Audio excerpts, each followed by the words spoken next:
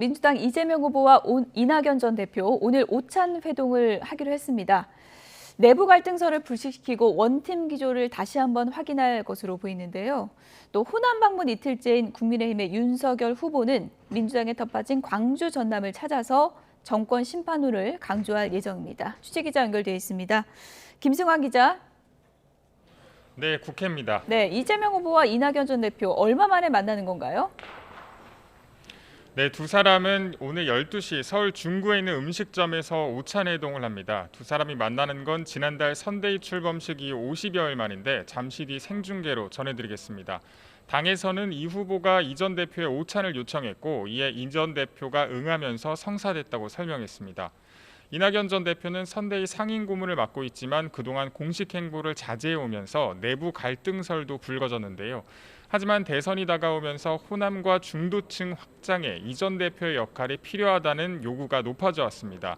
이런 상황에서 두 사람이 전격 회동에 나서면서 선대위 갈등으로 자중질환 상태인 국민의힘과 달리 원팀 기조를 확인하는 차원으로 풀이됩니다.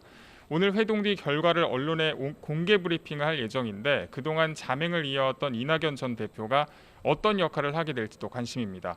이 후보는 저녁엔 열린민주당 당원 토크 콘서트에도 참석해서 민주개혁 진영의 정권 재창출과 개혁 과제에 대해서 논의합니다.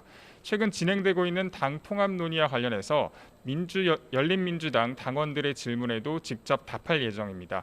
이에 앞서 오후에는 이 후보 지지를 선언한 직능단체 대표자들과 함께하는 선대위 직능본부 발대식에도 참석합니다.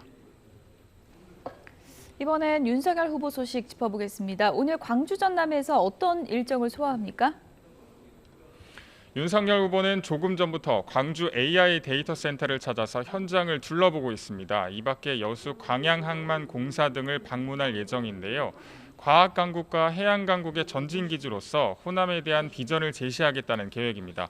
이와 함께 민주당에 대한 심판론도 함께 부각할 예정인데요. 윤 후보는 오늘 오전 올린 SNS에서 김대중 전 대통령의 용서와 화해 정신은 온데간데 없고 편가르기에만 골몰하는 민주당을 호남이 따끔하게 혼내달라고 호소했습니다.